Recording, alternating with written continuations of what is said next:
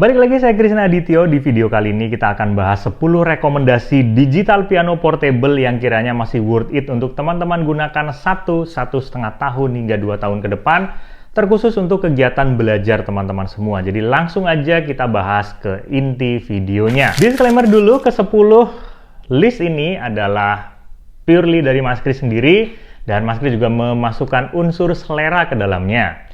Kemudian ke-10 list ini adalah pure digital piano yang portable, jadi tidak ada digital piano yang bodinya besar di sini. Seperti contoh Yamaha DGX, seri YDP, Roland RP, dan berbagai macam digital piano yang berbodi besar lainnya tidak ada di sini, teman-teman. Kemudian ke-10 digital piano ini merupakan digital piano yang entry level, sehingga teman-teman bisa memilih sesuai dengan budget yang sesuai dengan teman-teman semua. Jadi gitu aja, yuk kita langsung masuk ke listnya. Dari nomor 10, teman-teman, ini ada dari Korg B2 SP. Digital piano ini adalah lanjutan dari Korg B1, di mana dia memberikan satu desain yang sangat berbeda dan hanya dia yang Mas Kris tahu, yang memberikan satu aksen kain di bagian atas digital pianonya ini, teman-teman. Nah, dari segi build quality-nya menurut Mas Kris juga oke ya, sesuai dengan digital piano pada umumnya. Kenapa Mas Kris taruh di peringkat 10, teman-teman? Karena harga dengan fiturnya yang tidak berimbang gitu ya. Dan walaupun digital piano ini masih banyak diproduksi, peminatnya juga oke, tapi menurut Mas Kris, B2 SP ini sebaiknya melakukan upgrade. Ya, di mana pesaing digital piano yang lain itu sudah memberikan fitur-fitur yang jauh lebih baik dan dengan kualitas suara yang lebih good gitu, teman-teman. Itu aja, yuk kita langsung masuk ke poin yang nomor 9. Di peringkat 9 ini ada Yamaha P145. Ini adalah digital piano seri P, lanjutan dari Yamaha P45. Di mana dia mengalami upgrade dari segi kualitas suaranya juga, jumlah suaranya.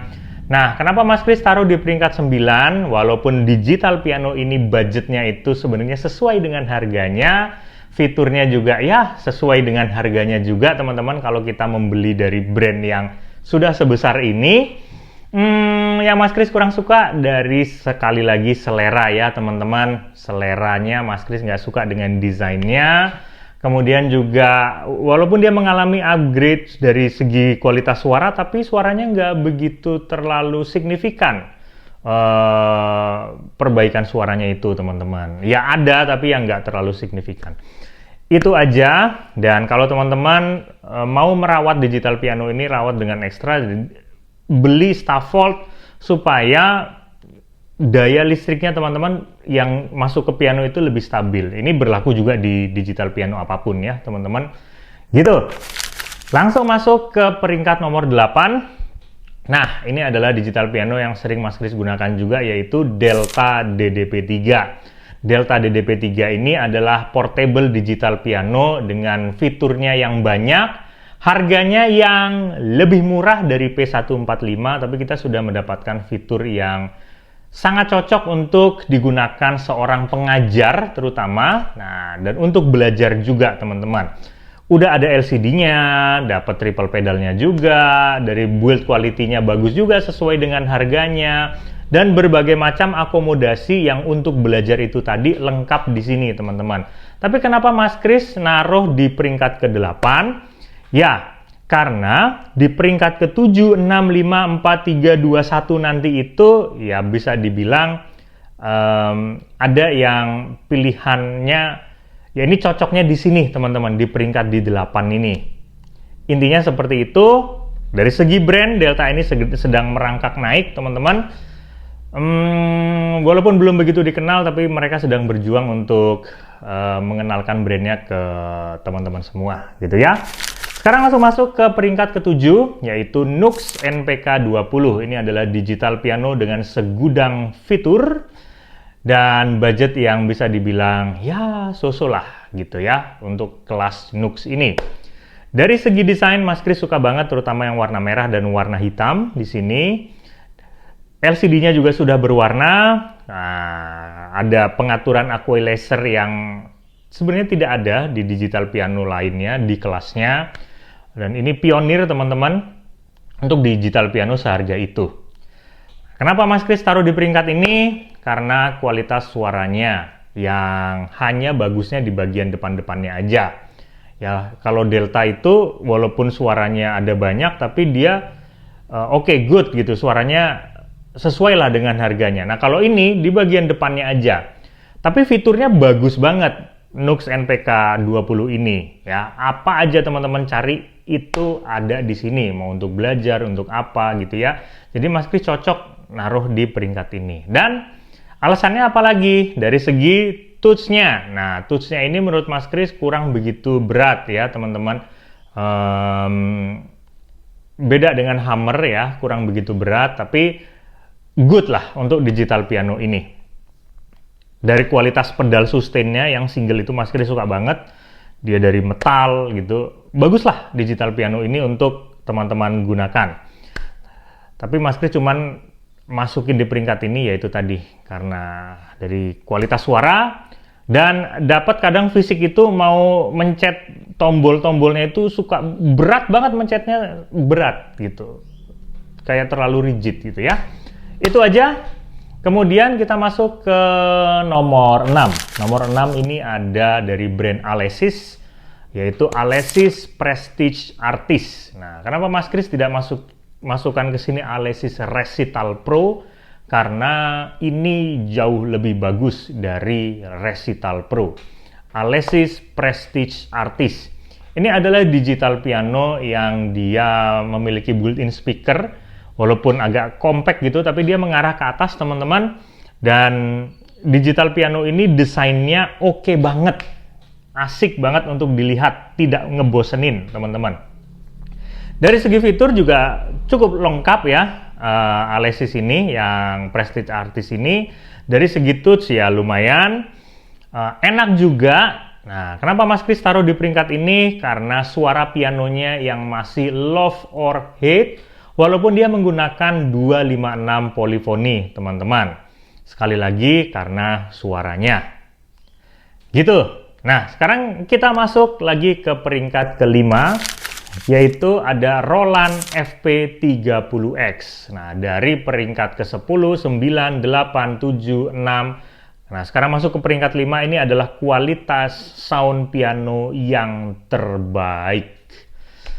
Roland FP30X ini memiliki kualitas suara yang begitu natural karena dia menggunakan supernatural piano di situ. Touch-nya juga berat. Nah, kemudian build quality-nya juga oke. Tapi kenapa Mas Kris taruh di peringkat kelima? Karena fiturnya yang minim. Dan menurut Mas Kris harganya agak overpriced. Coba dikurangi sekian ratus ribu lagi lah. Untuk beli barunya itu sepertinya akan jauh lebih nice untuk digital piano ini teman-teman. Kemudian masuk lagi ke peringkat 4. Ini ada Yamaha P225. Nah, P225 ini adalah lanjutan dari Yamaha P125. Nah, yang kita kenalkan kalau dari P45 penerusnya P145. Nah, P125 ini P225 ini. Nah, P125 itu dia punya versi pendeknya, namanya P121. Ini digital piano yang cuma 73 atau 76 keys gitu ya. Nah, P225 ini suaranya bright. Nah, ini agak sedikit berantem nih sama FP30X. Cuman karena Mas Kris suka dengan karakter piano yang lebih bright, jadi Mas Kris masukkan Yamaha ini, P225 ini di atas dari FP30X. Gitu. Sekali lagi selera dari segi suara ya teman-teman. Untuk fitur so-so build quality-nya juga ya lumayan lah gitu. Untuk digital piano ini. Sekarang masuk ke peringkat ketiga teman-teman. Peringkat 3 ini ada Korg D1. Korg D1 ini adalah digital piano dengan tampilan yang menyenangkan sebenarnya. Tapi dia tidak built-in speaker. Jadi ini memang piano yang bisa diperuntukkan untuk panggung juga, teman-teman. Dari segi fitur ya so-so lah.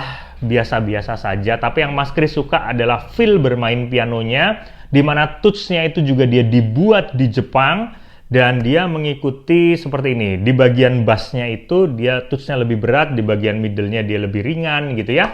Nah, seperti kita memainkan piano akustik pada umumnya, dan ini sangat menarik untuk memberikan kita feel bermain piano. Nah, walaupun dia tidak menggunakan speaker, jadi harus gunakan speaker eksternal. Itulah kenapa Mas Kris taruh ini di peringkat nomor 3. Nah, karena di peringkat nomor 2 dan nomor 1 ini ada gongnya juga. Nah, di peringkat berikutnya lagi, di nomor 2. Wah, ini adalah digital piano teramping dari 10 digital piano ini. Ini adalah Casio PXS 3000. Sebenarnya ada PXS 3100, tapi karena budgetnya ya, jadi Mas Kris memasukkan yang PXS 3000 ini. Fiturnya itu good banget, tidak ada komplain dari segi desain, futuristik banget, minimalis, kemudian suaranya, brightnya juga bagus. Tidak ada komplain sama sekali, sesuai banget dengan harganya. Tapi kenapa Mas Kris taruh di peringkat 2 nggak masuk peringkat 1? Karena sekali lagi Mas Kris tidak begitu suka dengan digital piano yang menggunakan fitur layar sentuh atau sensor sentuh. Nah, PXS 3000 ini dia menggunakan sensor sentuh kecuali volumenya dan tombol powernya. Nah, itu aja sebenarnya, sisanya no debat untuk PXS 3000 ini. Nice, Casio mengeluarkan digital piano ini. Kemudian masuk ke peringkat yang pertama. Nah, ini adalah digital piano yang Mas Kris pernah coba, yang memberikan feel bermain piano, moodnya bisa langsung naik, jadi mood booster banget dari mencoba ke 9 piano lainnya, teman-teman. Apa itu? Ini adalah Kawai ES120. Nah, ini adalah penerus dari Kawai ES110. Walaupun fiturnya sebenarnya good, ada penambahan fitur di mana kita juga ada bisa dijadikan ini sebagai MIDI controller dan yang lain-lain, tapi yang terpenting adalah kualitas suara yang nice banget. Kemudian feel bermain pianonya itu juga hampir mirip dengan piano akustiknya Kawai. Sampel dari suara dari pianonya ini dia juga diambil dari brand yang sama, Grand Piano Kawai yang Shigeru, teman-teman. Jadi brandnya ini dia juga mengambil suaranya dari brand yang sama juga. Jadi dia brandnya kuat banget dari segi brand ini, Kawai ini, teman-teman. Dari kualitasnya dia pede banget dengan kualitas brandnya itu sendiri. Nice banget, build quality-nya bagus, soundnya juga oke banget, sound pianonya ampun-ampun, enak banget. Bright-nya dapet, galaknya juga dapet. Nah, ini kayak tandem antara Yamaha kemudian Roland gitu. Tapi Kawai ini dia punya karakteristik tersendiri gitu ya. Dimana kita bermain pianonya itu entah kenapa Mas Kris dapat mood banget booster. Di sini nggak ada endorse dan yang lain-lain ya. Tapi Mas Kris berkata ini layak untuk masuk di peringkat pertama. Kawai ES120 brilian banget. Kenapa Mas Kris nggak masukin ES520, ES920? Sekali lagi karena budget. Itu aja. Oke, kita ketemu lagi di kesempatan berikutnya buat teman-teman yang mau nyari digital piano bekas. Mau beli digital piano bekas, cari aja tuh di kolom deskripsi ada nomor yang bisa dihubungi di Krisna Aditya Music Course. Kalau teman-teman mau belajar piano secara online juga teman-teman tuh di nomor yang sama, tanya-tanya aja sama adminnya, konsultasi aja di sana. Kita ketemu di konten berikutnya. Sehat selalu dan salam harmonis.